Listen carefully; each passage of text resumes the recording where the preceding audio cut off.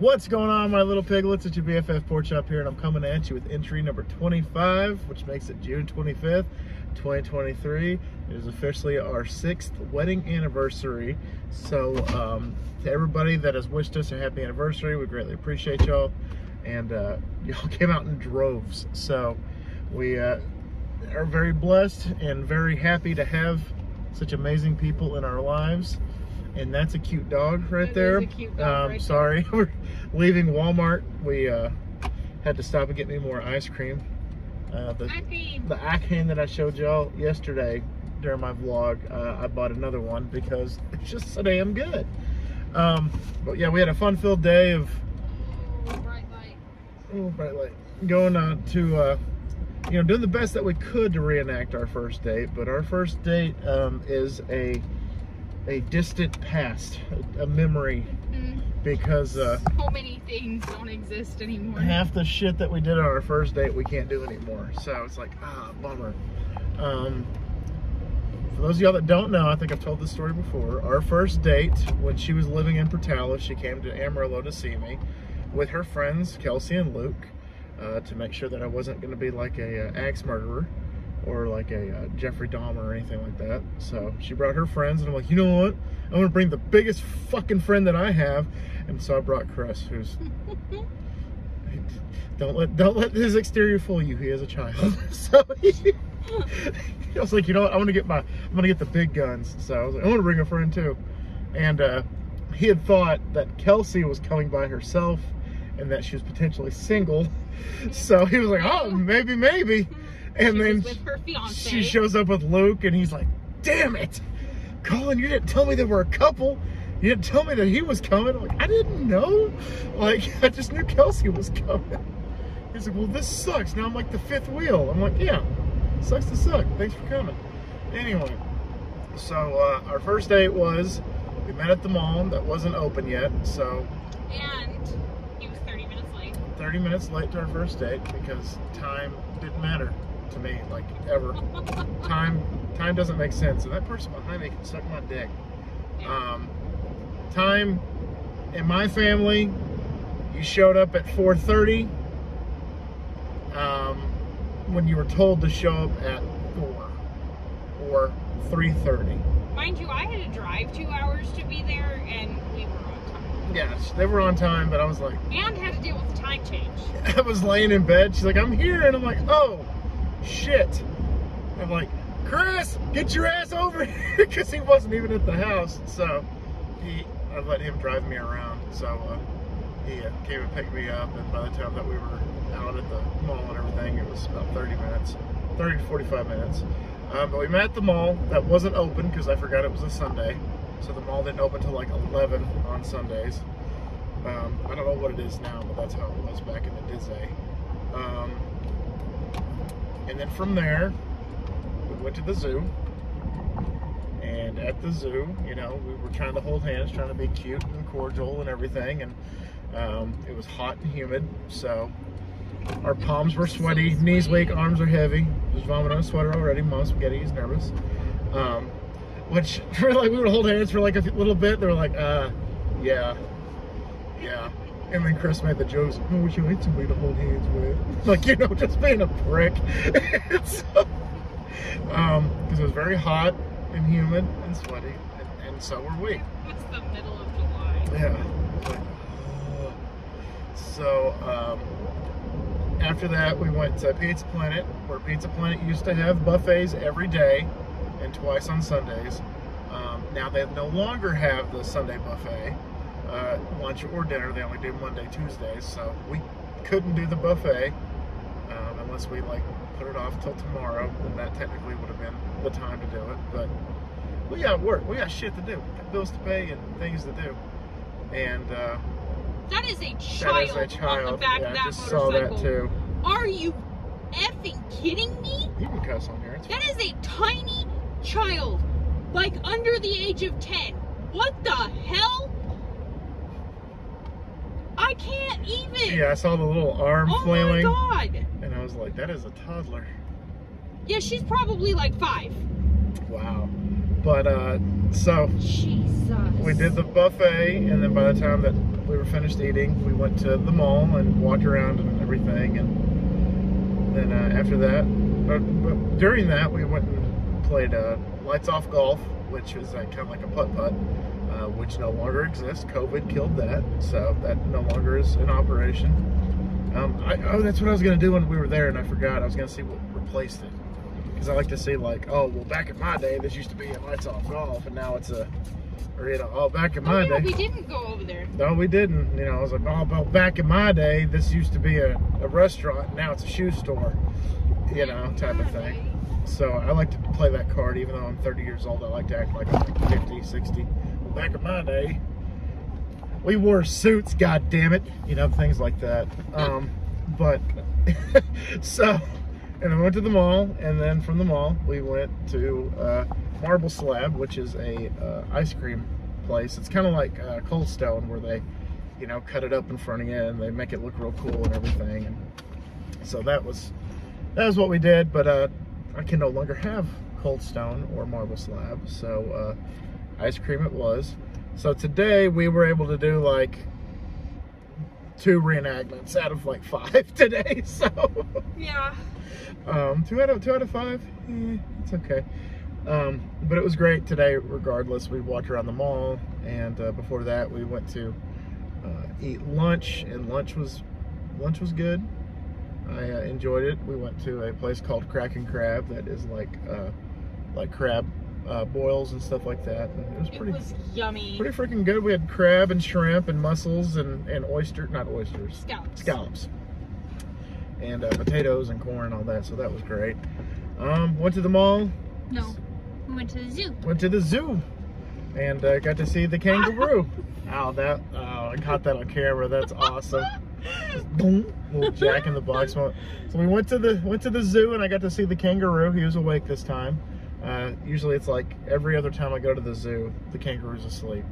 But this one he was kind of awake, just kind of like lingering, like, what's up? Welcome to the zoo, guys. Okay, good night. And then I go back to sleep. It was weird not seeing the tiger. The tiger passed away, so they replaced it with a panther. Which the panther's cool to look at. Panther's awesome. He is cool, and he was pacing back and forth. Because it was about lunchtime, so him and the black bear were just like, okay, where's my food? Okay, where's my food? Okay, where's my food? So that was awesome. And then we went to the mall, got some new clothes and some new smell goods, and got me some more cowboy stuff. Got me a new hat, and I got me a Micah Parsons t-shirt jersey, which I'm...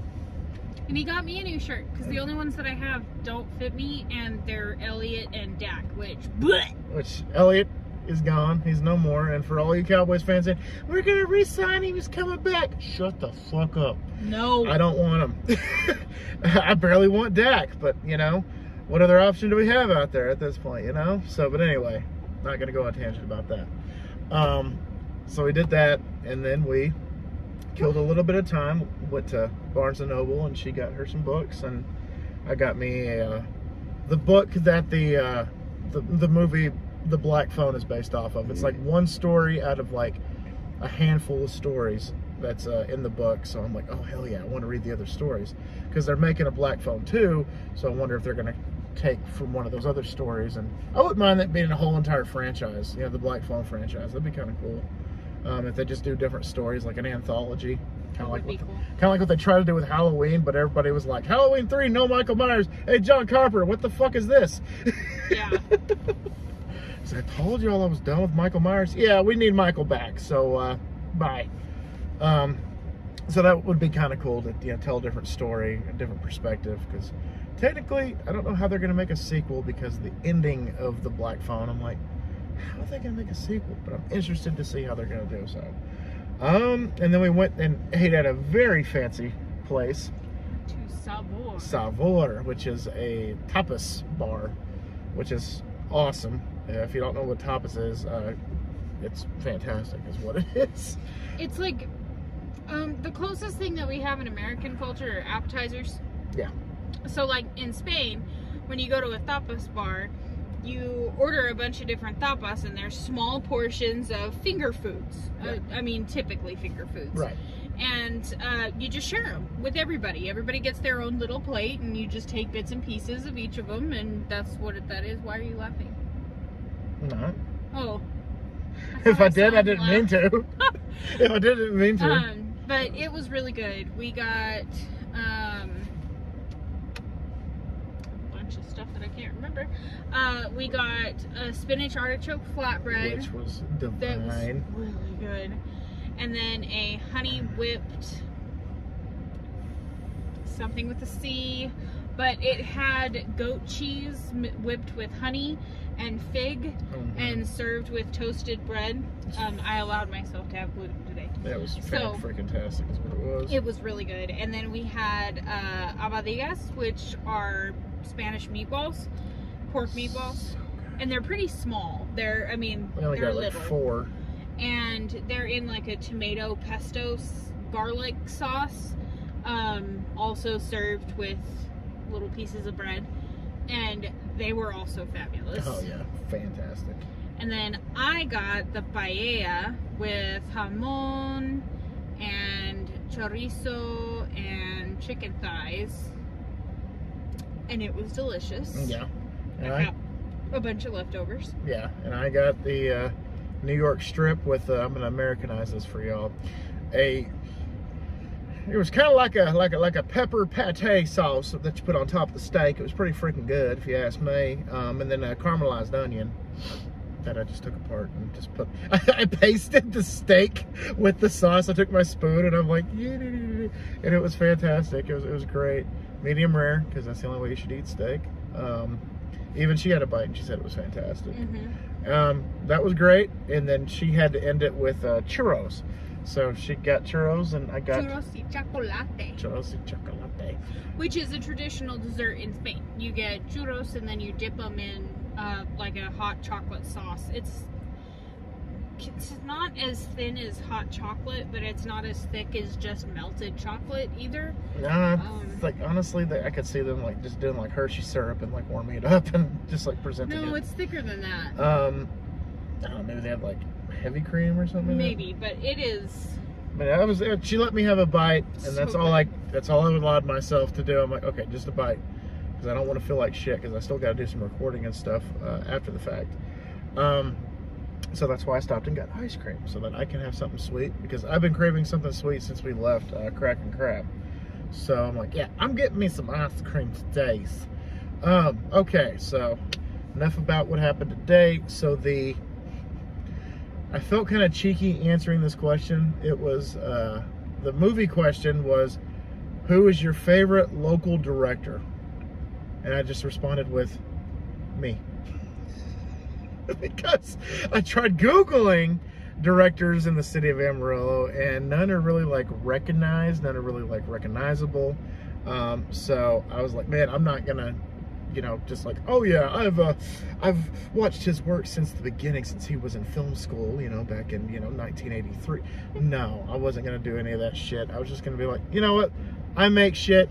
Technically, I'm a director with this. I make videos, I make content. So boom, me. I am my own favorite director locally. Today's TikTok was, I found a filter or a template that I could use, that I put a bunch of pictures of her and I together, and it was like a happy anniversary, message to her, like a tribute to her. And so that was my TikTok today, but I do have a couple more in the queue that I'm probably gonna get out the next couple of days, which I'm really excited about. So other than that, that's all I really have for y'all today, unless you have anything else you want to add. No. Are you reading the reviews for? Yeah. Are they good? Yeah, they're good. So I'm reading the negative ones to see how fair they are, and they're not. Of course they're not. Because it's different, or what? Too expensive? It's people don't like the owner. Oh, what's wrong with the owner? It's the same person that owns Drunken Oyster. Oh, was that her Yes. walking around and doing stuff, or was that somebody else? No, that wasn't her. There was somebody walking around that had like a little like ID badge attached to her dress, and I thought that was her walking around. No, I don't think that's her, because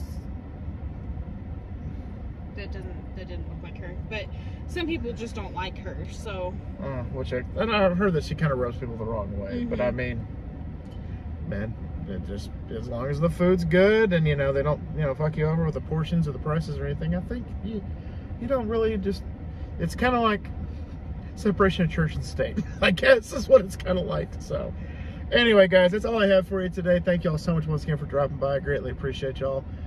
And always remember, my little piglets calling Pork Chop loves y'all the most. So y'all take it easy, guys, and we will see y'all tomorrow. Bye, guys. Bye. Let's wait for your response.